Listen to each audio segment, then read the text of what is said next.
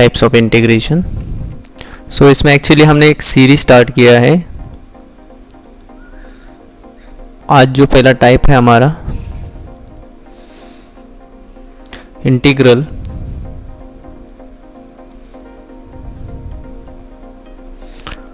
Of the form. अगर integration हमारा कुछ इस टाइप से होता है, आता है हमें एग्जाम में, so x square plus b x plus c into d x. Okay, then ये जो इंटीग्रेशन का टाइप है यहाँ पे x square plus b x plus c denominator में अगर होता है, और यहाँ पे ऊपर कोई भी नंबर अगर होता है, ओके तो ये जो इंटीग्रेशन का टाइप है इसे सॉल्व करते समय पहले हमें याद रखना है कि ये दो टाइप से सॉल्व होता है। नंबर वन, ये पार्शियल फ्रैक्शन से भी सॉल्व होता है। कौन सी मेथड? Partial fraction. ओके, ये ध्यान में देना है कि आपको इंटीग्रेशन के बेसिक फॉर्मूलेज मालूम है। ओके, और दूसरा जो टाइप है यहाँ पे, आप यहाँ पे अगर फैक्टर नहीं मिले, पार्शियल फ्रैक्शन कब यूज़ करते हैं? अगर हमें इसके फैक्टर्स मिलते हैं। ओके, तो डिटेल में हम देखेंगे बाद में कि फैक्टर्स किस टाइप के फाइंड आउट करना है, मतलब रूट्स अगर निकलते हैं इसके। तो अगर नहीं मिलते तो यहाँ पे टाइप 2 यूज़ होता है, that is called as a third term. और ये थर्ड टर्म का यूज़ क्या है? ये फर्स्ट टर्म है, ये सेकंड टर्म है, और ये सी थर्ड टर्म है हमारा। ठीक है, तो थर्ड टर्म कैलकुलेट करना है और सी की जगह पे लेना है। ठीक है, तो यहाँ पे एक बार प्लस कर देना है और एक बार माइनस कर देना है। कौन सा टर्म? ये थर्ड टर्म कैलकुलेट करने वाला टर्म। तो इसका फॉर्मूला है थर्ड टर्म इक्वल्स टू, ये जो मिडल वाला टर्म है उसमें कोएफिशिएंट b है, तो ये b डिवाइडेड बाय 2 अगर करेंगे हम और उसका स्क्वायर कर देंगे, जो भी वैल्यू आता है, तो याद रखो ये c के पहले आपको एक बार क्या करना है? प्लस करना है और बाद में माइनस करना है। तो this is what the integral of the form. अगर इस टाइप का आता है तो हमें ये मेथड से सॉल्व करना आना चाहिए। तो इसका एक एग्जांपल देखेंगे, पहले इसे सॉल्व कैसे करेंगे हम देखेंगे। तो ये पार्शियल फ्रैक्शन से सॉल्व होता है या नहीं ये भी चेक करना पड़ेगा आपको। अगर होता है तो पार्शियल फ्रैक्शन भी अप्लाई कर सकते हो। तो ये पार्शियल फ्रैक्शन अप्लाई करने के लिए इसके फैक्टर्स, तो 7 के फैक्टर क्या होते हैं? 7 इंटू 1 एंड 1 इंटू 7। ठीक है, एक बार एडिशन करेंगे, एक बार सब्ट्रैक्शन। उसका डिफरेंस कितना आना चाहिए? 4 आना चाहिए। तो एडिशन करेंगे तो 4 नहीं आता, तो ये फैक्टर कैंसिल नहीं होते, और डिफरेंस इसका भी +4 नहीं आता है। ओके, तो इसका डिफरेंस कितना आता है? माइनस का 6 और इसका एडिशन प्लस का 8 आता है। तो ये सेटिस्फाई नहीं करता। देखो ध्यान दो, यहाँ पे मिडल टर्म जो है +4, या एक उधर माइनस होता है तो -4, अगर इसका डिफरेंस आता है तो ये सेटिस्फाई करेगा इसके फैक्टर्स। अदरवाइज हम पार्शियल फ्रैक्शन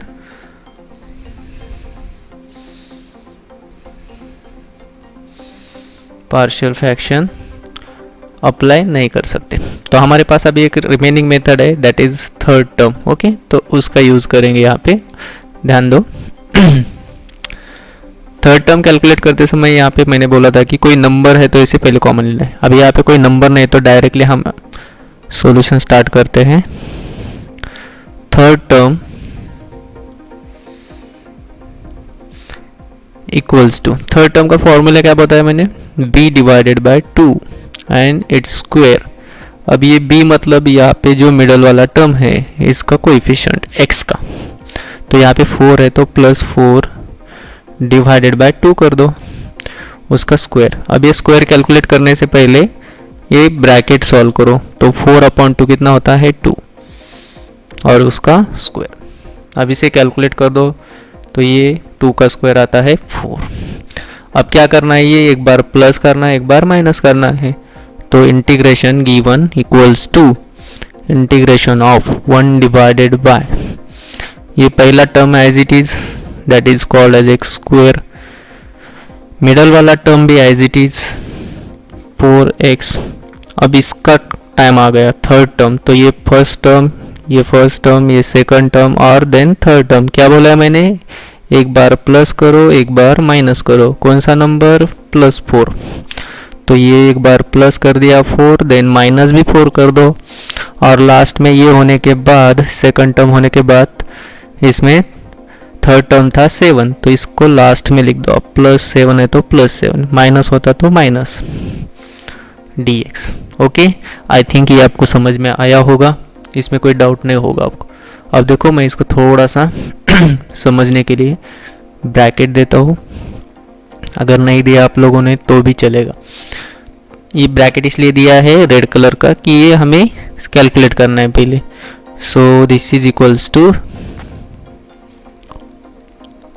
इंटीग्रेशन का sign as it is 1 divided by, ये ब्रैकेट देखो ये है ना a² + 2ab + b², कुछ इस फॉर्म में है। तो कुछ नहीं, आपको जस्ट ये मालूम रहेगा आपको a + b होल², इसका एक्सपेंशन आता है a² + 2ab + b²। ओके, ये हर बार आता है, तो याद रखो ये पहले का स्क्वायर रूट लेने का और ये लास्ट टर्म का जो स्क्वायर रूट लेने का, और उसको स्क्वायर रूट फॉर्म में लिखना। तो इसका स्क्वायर रूट क्या आएगा, x² का x, मिडल में साइन क्या है, प्लस है, तो यहाँ पे प्लस, और बाद में यहाँ पे लास्ट में क्या है 4, तो 4 का स्क्वायर रूट क्या आता है 2, यहाँ पे स्क्वायर है तो स्क्वायर लिखो। ये स्टेप बहुत इंपॉर्टेंट है, कैसे सॉल्व कर रहे देखो। अब इसका टाइम आ गया, इसको सॉल्व करना है। -4 + 7 कितना होता है, +3, और लास्ट में dx। ओके, अब यहाँ पे एक फॉर्मूला हमारे माइंड में आना चाहिए, integration of 1 divided bye x² + a²।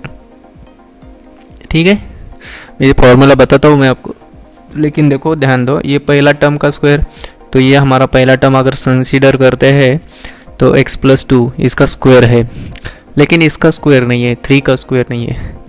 ठीक है, यहाँ पे a², पहले से इस फॉर्म में कन्वर्ट करते हैं, और बाद में देखते हैं फॉर्मूला क्या है। सो 1 डिवाइडेड बाय x +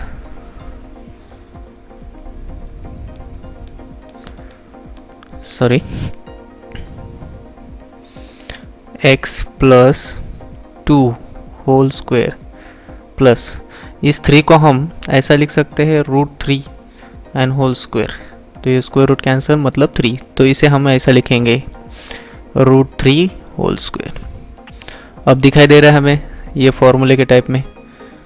ठीक है, अब इसका आंसर देखते हैं। दिया है तो 1 एज इट इज, एक ही जगह पे क्या है, यहाँ पे 3 है, √3, तो √3, देन tan इनवर्स x की जगह पे क्या है बोलो, x + 2 है, और डिनोमिनेटर में a मतलब ये वाला √3। ओके, और लास्ट में प्लस ही होता है। नेक्स्ट एग्जाम्पल देखते हैं। नेक्स्ट एग्जाम्पल हम देखते हैं, तो इसका जब आंसर फाइंड करना है तो थोड़ा सा ये ज़्यादा डिफ़िकल्ट नहीं है, थोड़ा सा यहाँ पे नंबर डाला है। तो मैंने पहले ही बोला था कि यहाँ पे अगर नंबर होता है तो इसे कैंसिल करना है या कॉमन निकालना है।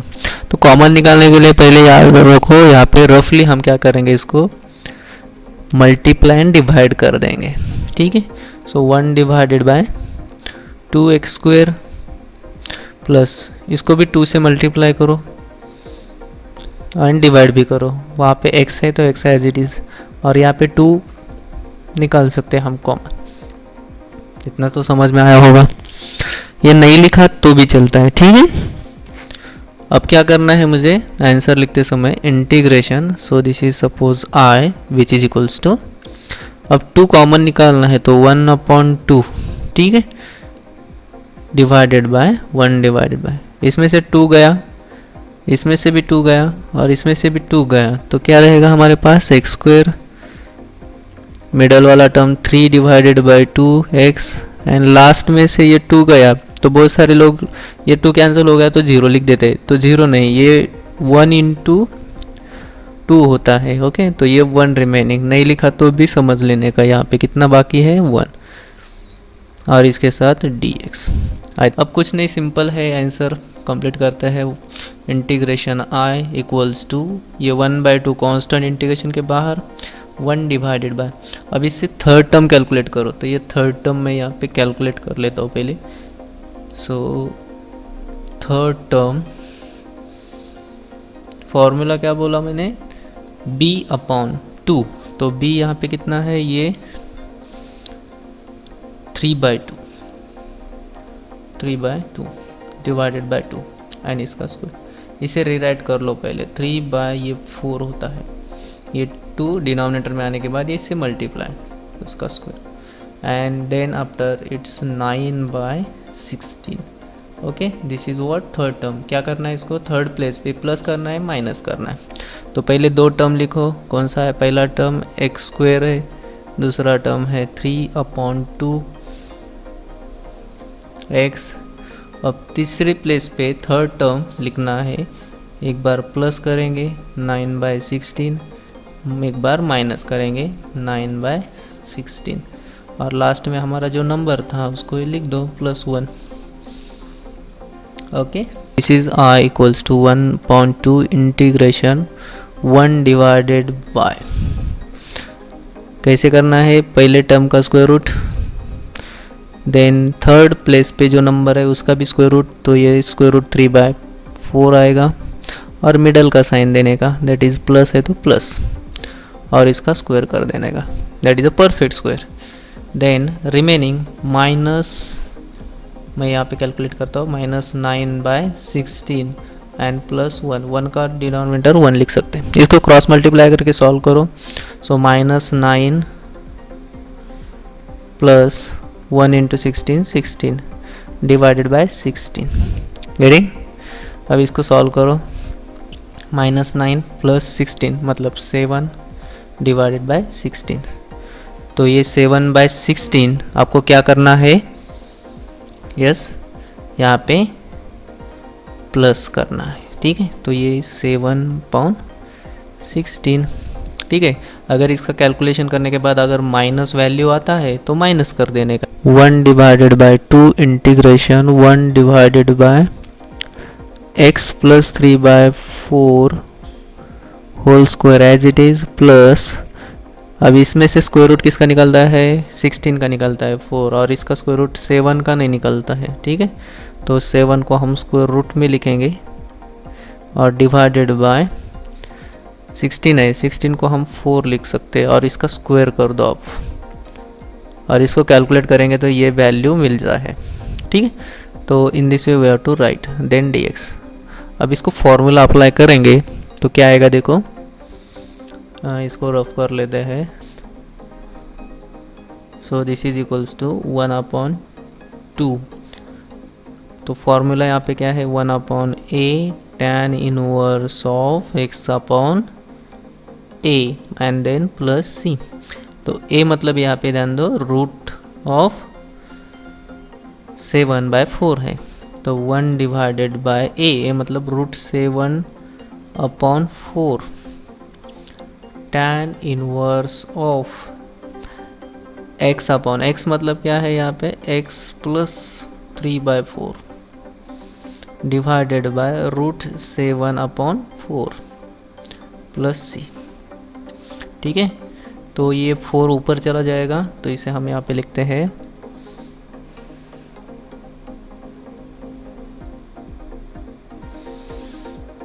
This integration equals to 4 divided by 2√7 tan inverse of, यहाँ पे इसका डिनोमिनेटर क्या है 4 है, तो ये भी कैंसिल हो जाएगा और ये इसके साथ कैंसिल, मतलब x + 3 डिवाइडेड बाय रूट कितना था वो 7, ठीक है, एंड देन +c। अब ये कैंसिल होता है तो इसके साथ कैंसिल करेंगे इसको, 2 2 ज़ा 4, then I equals to 2 divided by √7 and tan inverse of क्या है यहाँ पे x प्लस 3 अपॉन √7, लास्ट में प्लस सी लिखना भूलना नहीं है। ओके, सो आई होप ये आपको समझ में आएगा होगा। कुछ डाउट है तो आप कमेंट सेक्शन में पूछ सकते हैं। This is our final answer. Thank you all of you.